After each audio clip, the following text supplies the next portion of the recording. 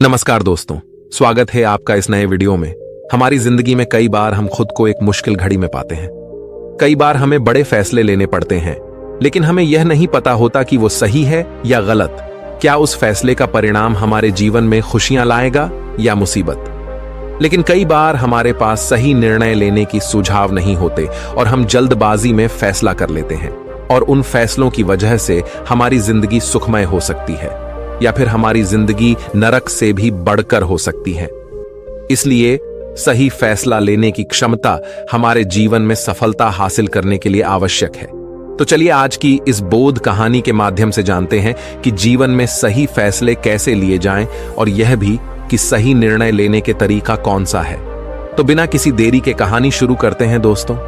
कई साल पहले की बात है। एक छोटे से राज्य में एक बौद्ध भिक्षु निवास कर रहे थे, जिन्हें सभी जगहों पर उनके ज्ञान के बड़े चर्चे थे। वह बौद्ध भिक्षु बहुत ज्ञानी थे। उनके पास लोग बहुत दूर दूर से आते थे ताकि वे उनसे अपनी समस्याओं का समाधान प्राप्त कर सके।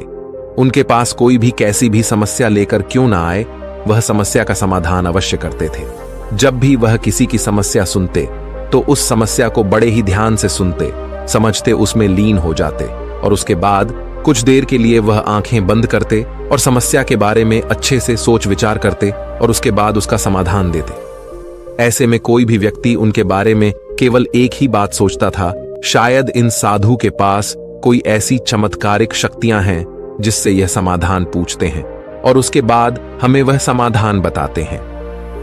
एक बार एक युवक ने उन महाराज से यह पूछ भी लिया, क्या आपके पास ऐसी कोई चमत्कारी शक्तियां हैं जिसके कारण आप हमारी समस्याओं का समाधान करते हैं, या आपके पास ऐसी कोई दिव्य दृष्टि है जिससे आप हमारी समस्याओं का समाधान खोज पाते हैं।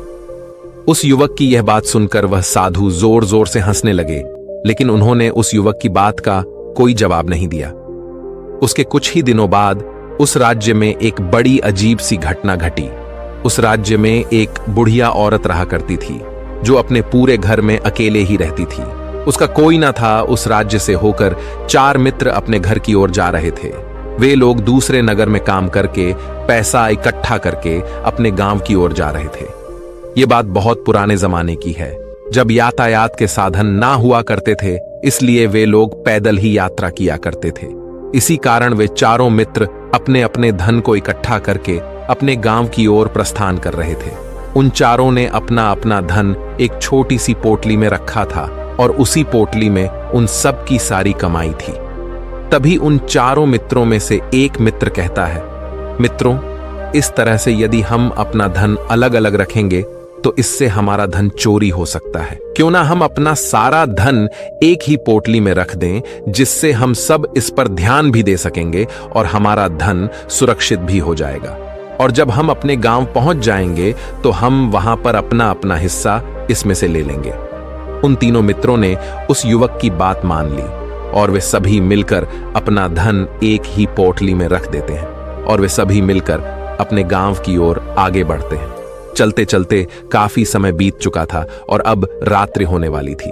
तभी आगे चलकर रास्ते में उन्हें एक घर दिखाई दिया, जहां पर एक बूढ़ी औरत रहा करती थी।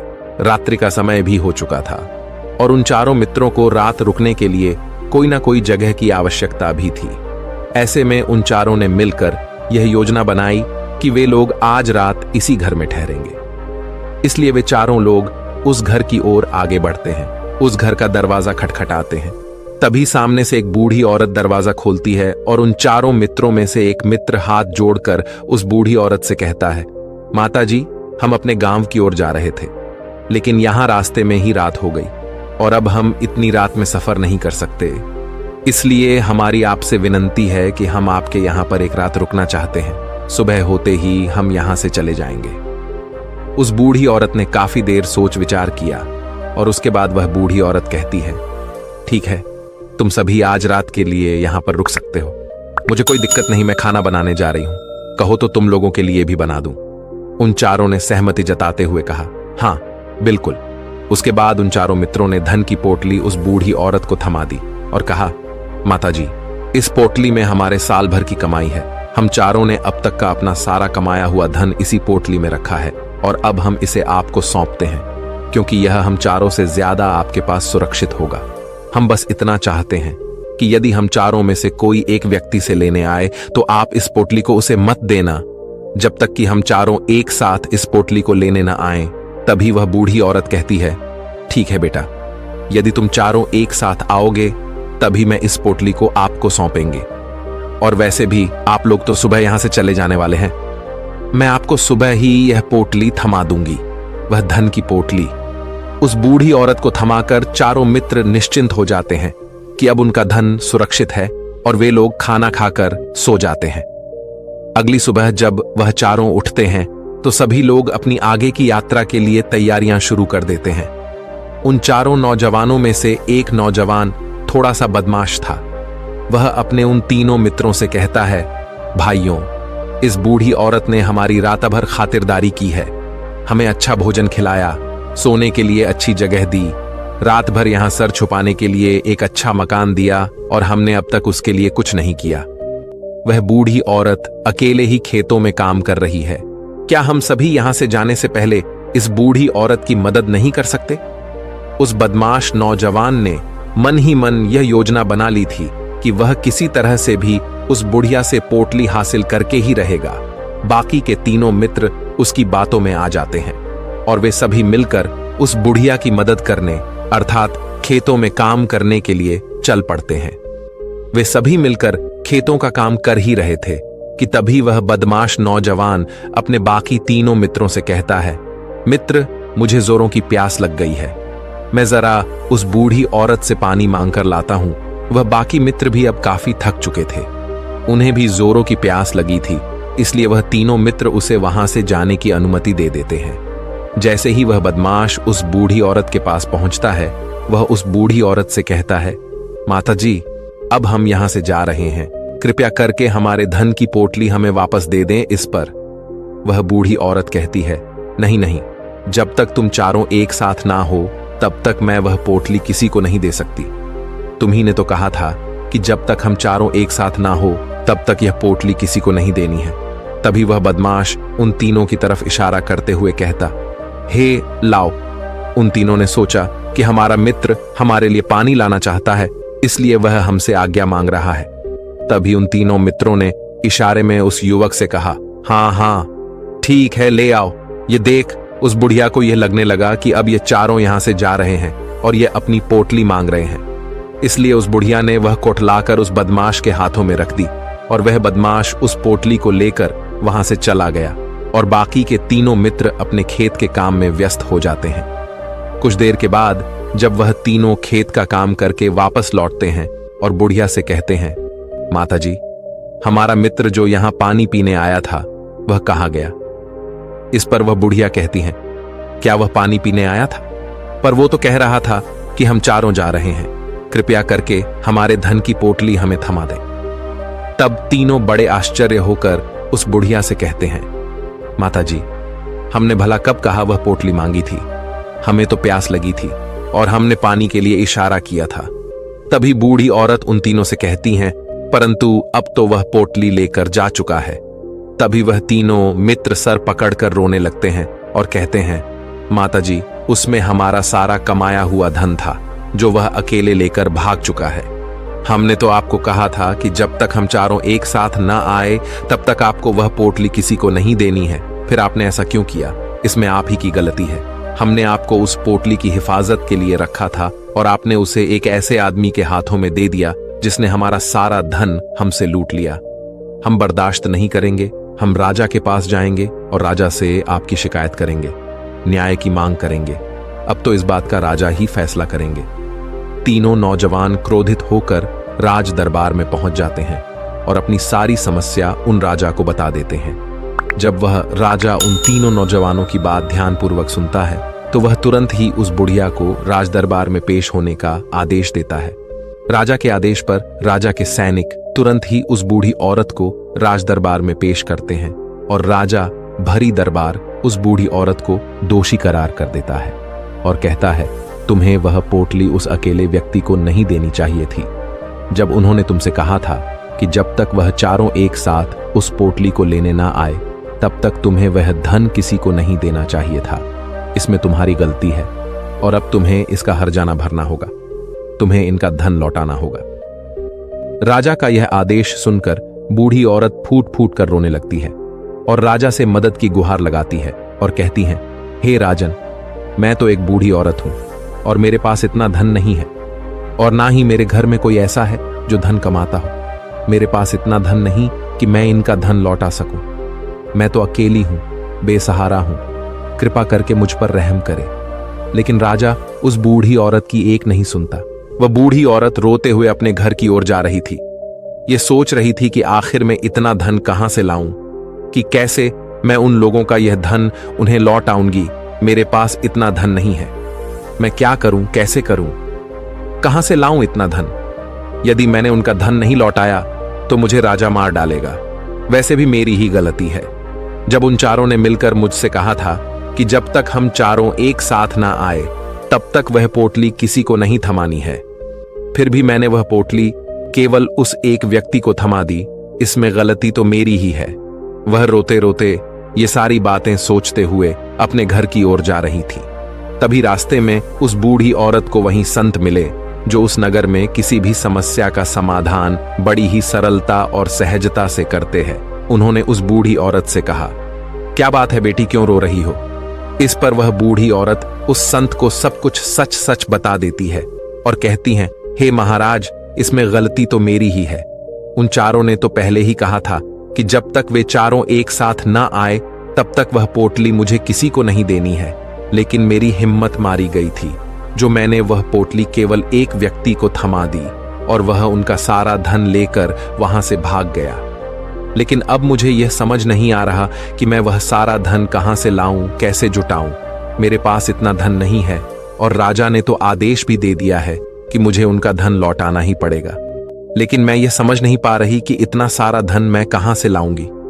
तभी वह संत उस बूढ़ी औरत से कहते हैं, शांत हो जाओ, मैं कोई ना कोई रास्ता जरूर निकाल लूंगा। इतना कहकर वह संत वहीं पर बैठ जाते हैं, ध्यान करने लगते हैं। कुछ देर के लिए आंखें बंद कर सोचते हैं, विचार करते हैं। मौन रहकर वह समस्या का समाधान निकालते हैं और उसके बाद वह उस बूढ़ी औरत से कहते हैं, बेटी, राजा ने फैसला किया है, वह बिल्कुल गलत है। आपने जो किया इसमें आपकी कोई गलती नहीं है। राजा का फैसला गलत है। उन संत के इतना कहने पर बूढ़ी औरत चुप हो गई और यह सोचने लगी कि आखिर राजा का फैसला कैसे गलत हो सकता है। राजा तो सभी के लिए न्याय ही करते हैं और वह कभी किसी का बुरा नहीं करते। फिर आखिर आज राजा का फैसला कैसे गलत हो गया? उन संत और उस बुढ़िया की बात आसपास के खड़े लोग सभी लोग सुन रहे थे और वे लोग भी बड़े अचरज में थे, क्योंकि राजा का फैसला कैसे गलत हो सकता है। राजा ने तो बिल्कुल सही फैसला लिया है। इस बूढ़ी औरत ने ही गलती की है, उन चारों का धन केवल एक ही को थमा दिया। ऐसे में इस बुढ़िया को उनका धन तो लौटाना ही चाहिए। राजा ने गलत फैसला कहा किया है। तभी वह संत उस बूढ़ी औरत से कहते हैं, जाओ और राज दरबार में कह दो कि हे राजन, आपका फैसला गलत है और सही क्या है, गलत क्या है, इसका फैसला मैं करूंगा। पहले तो बूढ़ी औरत इतनी हिम्मत ही नहीं जुटा पा रही थी कि वह राज दरबार में जाकर भरे राज दरबार में राजा को यह कह सके कि राजन, आपका फैसला गलत है। लेकिन जैसे तैसे उसने हिम्मत जुटाई और वह वापस राज दरबार लौटी। उसने डरते हुए भरे राज दरबार राजा से बड़ी थर्राती आवाज में कहा, हे राजन, आपने जो फैसला किया है वह फैसला गलत है। इतना कहकर उसने राजा को सारी बात सच सच बता दी। उस बूढ़ी औरत की बात सुनकर राजा बहुत क्रोधित हुआ। राजा ने उस बूढ़ी औरत से कहा, कौन है वह संत जिसने मेरे फैसले को गलत बताया है? क्या उन्हें नहीं लगता कि मैंने सही निर्णय लिया है? मैं हर रोज कई निर्णय लेता हूं, कई फैसले करता हूं, लेकिन आज तक कभी किसी ने मुझसे यह नहीं कहा कि मेरा फैसला गलत है। यदि उन संत ने मुझे सही फैसला न सुनाया, उन्हें फांसी की सजा दे दूंगा।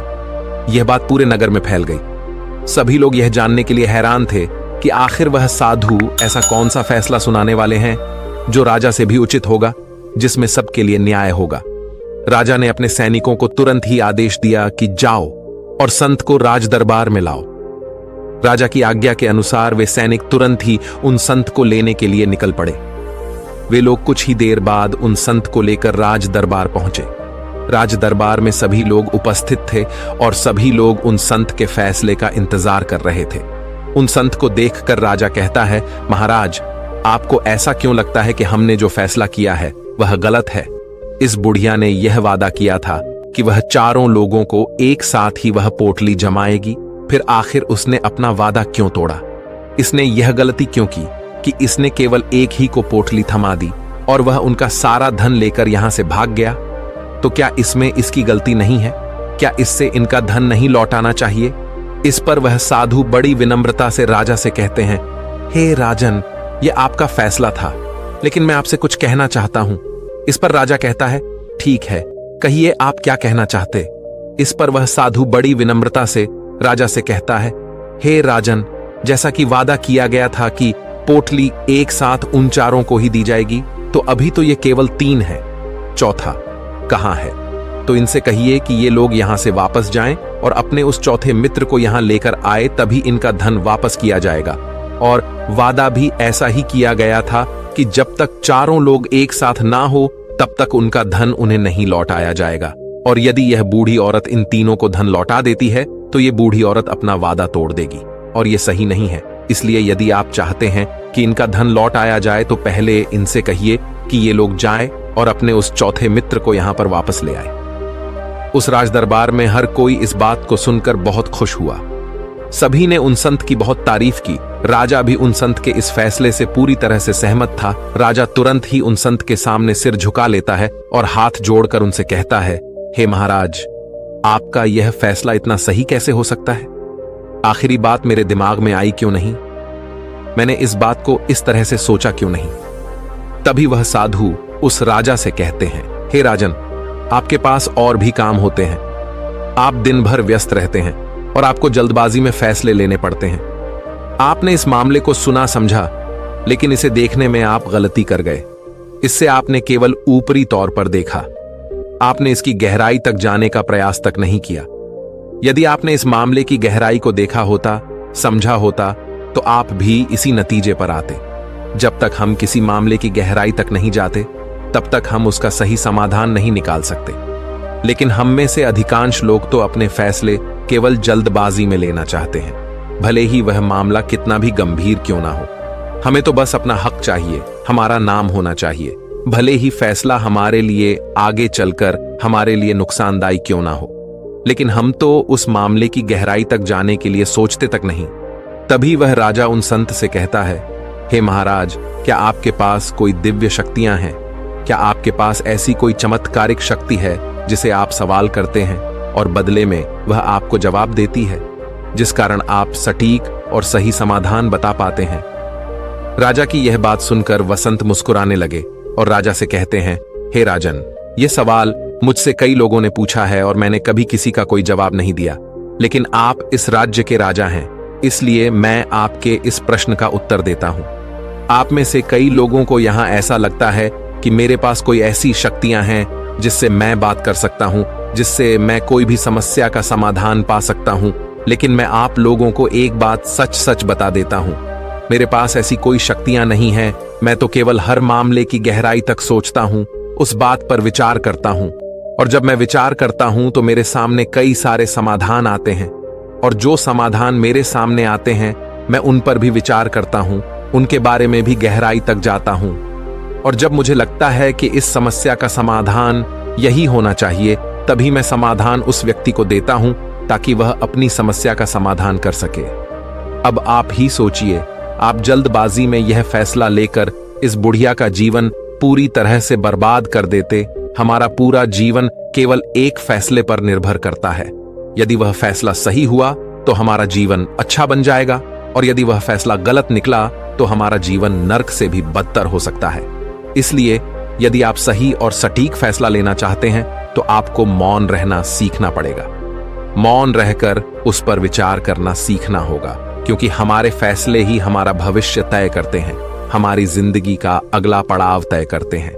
फिर चाहे वह फैसले छोटे हों या बड़े, वे ही हमारी जिंदगी को निर्धारित करते हैं। इसलिए सबसे पहले हमें सही फैसले लेने के लिए मौन रहना सीखना आवश्यक है, उन पर विचार करना आवश्यक है। और जब आप ऐसा करते हैं तो आपके सामने एक ही समस्या के कई सारे समाधान निकल कर आते हैं। और जब आप उन पर गौर करेंगे तो आपको यह समझ में आएगा कि उन फैसलों का समाधान कैसा होना चाहिए, कि समाधान से आपको क्या फायदा होगा और क्या नुकसान होगा, या उस समाधान पर सोच और विचार करने पर ही आप उसे समझ सकते हैं। और तभी आप यह निर्णय भी ले सकते हैं कि क्या यह समाधान उचित रहेगा या नहीं।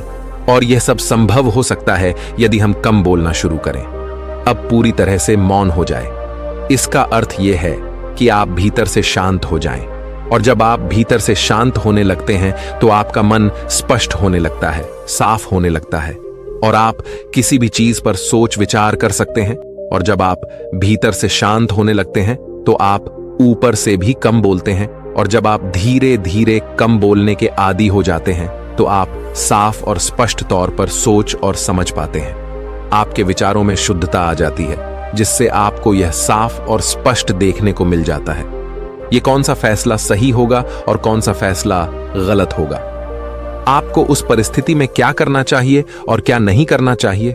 लेकिन हम में से अधिकांश लोग अपने आप को सही साबित करने के लिए, अपने आप को ऊंचा साबित करने के लिए अत्यधिक बोलते हैं, और इतना बोलते हैं कि हर कोई उनकी बातों को गंभीरता से नहीं लेता। उन्हें ऐसा लगता है कि मानो ज्यादा बोलना ही हमारे लिए हमारा शस्त्र है, लेकिन वह यह भूल जाते हैं कि वह अत्यधिक बोलकर मूर्ख बन रहे हैं। लोग हमारा मजाक बनाते हैं, हमें मूर्ख समझते हैं, हमसे दूर रहने लगते हैं क्योंकि उन्हें हमारी बक बक अच्छी नहीं लगती।